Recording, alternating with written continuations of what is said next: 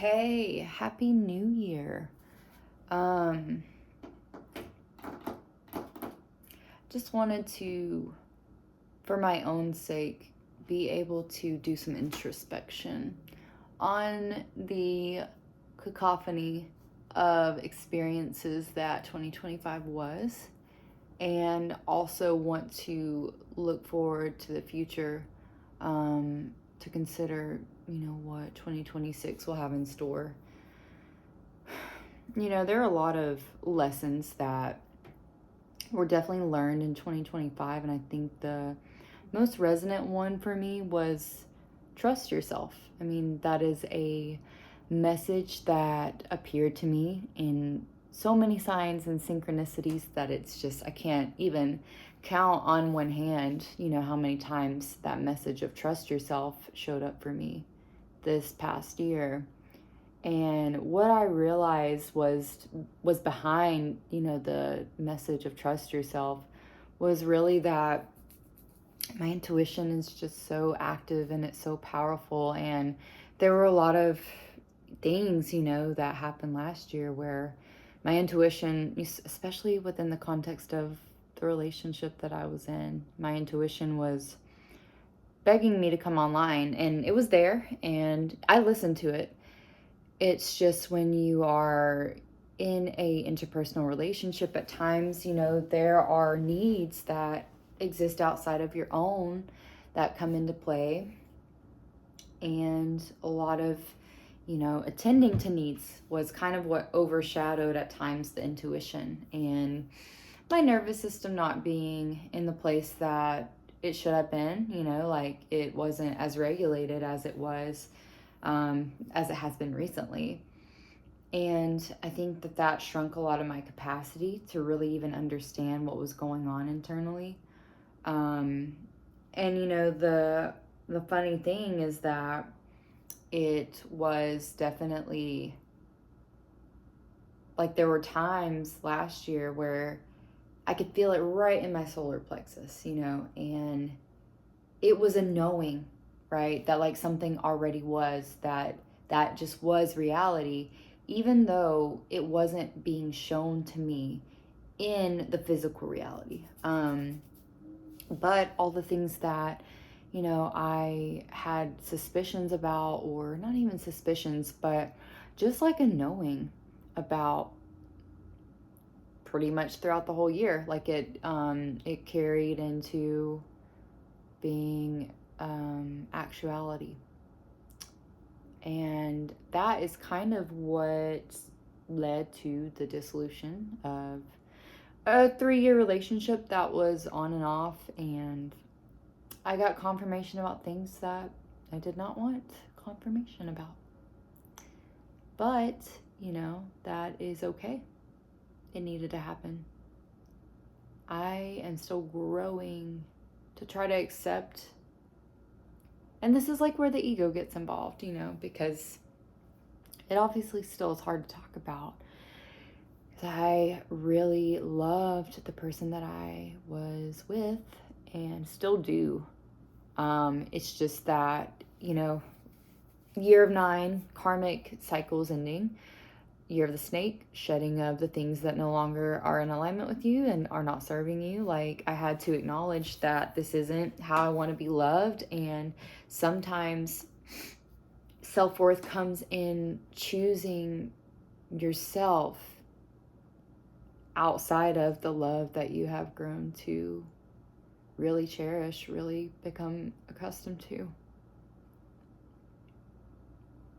really invested yourself into, and like it's interesting because there was this podcast episode that my friend put out, and I got to do a little feature on her episode, and she was talking about the burnout that comes with remaining in this energetically, like the state of receptivity towards potentiality of somebody, and gently in your energy kind of like inviting them to grow, showing them, bringing awareness or light to something that it's kind of obvious for you as a pattern, and you see the commonalities in the person that you're with, and like I do believe that person was my twin flame, and I believe that we would hold mirrors to each other in lots of ways, especially when it comes to our wounds of self-worth, and um, acted on them differently, of course. Like, I acknowledge that I, as a Leo moon, like, very much am a validation seeker, and I know that can sound bad, but I don't need someone to validate my existence for me or my feelings.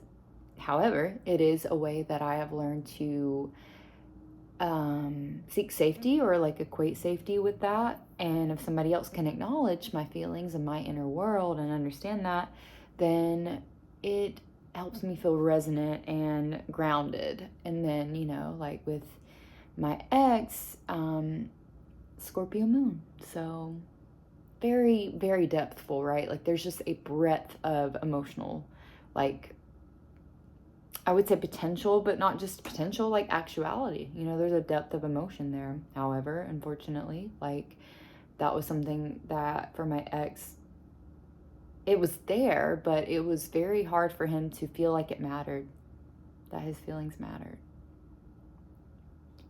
And it's hard because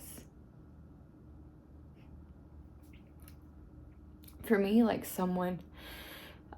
I guess I am someone that if you feel that your feelings don't matter, I want to show you that they do. But the thing is that in my trying to help him, ground into like, your feelings matter, it was activating for him, and he couldn't trust that I wanted to hold space for that at times, or it did not translate to him that I could hold space. And that was like a big disconnect that we would have, where it's like, hey, like, I'm bringing this to you, this is how I feel about it, can you see this as reality for me? And a lot of times, I think my need for emotional acknowledgement would trigger his feeling of like not being good enough or being criticized. And so, like, unfortunately, wounds would kind of just like overshadow the actual essence of who we are, and the things that we were dealing with at the time, right, would kind of like cloud over why we actually fell in love and like who we actually are to each other. And it's one of those relationships where it's like, it has ended. I am trying and am also simultaneously making peace with that being a chapter that's closed, and I resonate with that being the decision, and I agree with that being the decision. Emotionally, it's still something I am going to have to process as a Cancer sun. And but like, things do feel balanced, and I am really surrendering to flow. I think this is the year that I want to do that more than ever. Like, strip myself of like the environmental aspects of who I know myself to be, and really just get back to basics and remember. And I'm really excited. I'm going to read the book about how to access the Akashic Records by Linda Howe. And shout out to my sister-in-law's mom, Irene. She said intuitively she felt that I needed to read it. And this is the year of beginnings, the year of one. So like, I really am resonating with that, and I look forward to reading it. And this is the year that I'm turning 30. Not a better year to turn 30, to go into a new decade than the year of one and the year of the fire horse. Like, what? Like, I mark my words, like, I'm going to watch this back in a year when the clock strikes midnight on January 1st, 2027. I think I'm going to be in a completely different place. I think I'm going to live somewhere different. I'm going to have 2 cats. I am going to have my PhD. I am going to have triple, maybe quadruple, quintuple, like, the amount of income that I do right now. And I'm going to have friendships that nourish me, and I flourish energetically around these people. And so much. I feel like in the root of the my root chakra and all my chakras that this year love is going to be so prominent, and meditating, continuing my fitness journey and caring for myself and like healing my skin and not just healing my skin, but like healing my gut and continuing to work on that, right? It's a process. Being inquisitive, being open to adventure, travel. I expect to make my first trip out of the country this year. Keeping in mind that these are all things that I am calling in, intentionally being open to, but acknowledging like not all this has to happen this year. Regardless, it's going to be transformative for me, and it's going to go exactly how it needs to go. And I just want to encourage anybody that resonates with anything that I'm saying. You do not have to wait until, you feel that you have your affairs in order, that there's like an opportune moment where everything makes sense. It's not going to make sense. Like, what has to make sense is the amount of trust and love and assuredness that you invest into yourself. Not just as your ego and who you are and who you think that you are, but who you know that you can be and who you are already, and who you have yet to remember yourself to be, right? Because it's the art of becoming, and it's the art of remembering, and you are everything. Like, you are the universe, like observing itself.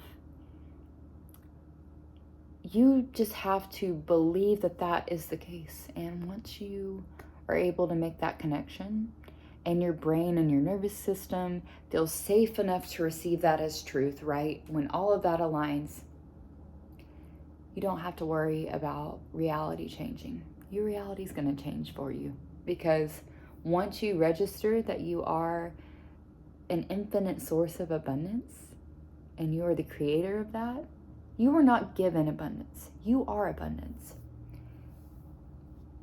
Everything that happens to you can be used as a primer for the entirety of your essence.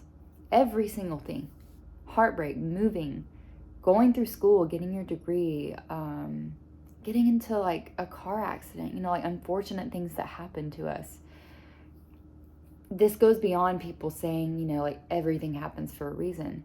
These are all things that have been orchestrated exactly as they needed to, so that your soul could learn the lessons that it needs to and evolve in the ways that it needs to where it builds you into this version of yourself that can contain it all and can hold it all. And you will get to a place where it all makes sense and it all clicks. And this is the year of creation for me. I am excited to put this out and share with you all. And, energetically, if this resonates with you and you feel, like a kindred connection to my evolving and my journey, then chances are like this is part of your journey. And I would love to take that journey together. And so, I'm really excited to see like kind of what comes of Evolved Essence. And my name is Haley, and my goal is just to get on here and kind of just see where things go. Like, I want to talk about nervous system regulation. I want to talk about what femininity really looks like, tapping into that, not just for women or men or anybody that identifies, a certain way. Really just like being able to tap into that collective energy in the yin and yang, and a balance of those energies is really how we become our most abundant creative self. So if any of this resonates with you, you want to follow along, I would really appreciate it if you could leave a like or comment or even subscribe to my channel. It's a beautiful, year. It's a beautiful time for these things to start to take shape, and I cannot wait. I'm excited for me. I'm excited for you. And let's continue to move through this year with just an open mind to the potentiality and what will be. Thank you so much, and I hope to talk to you soon.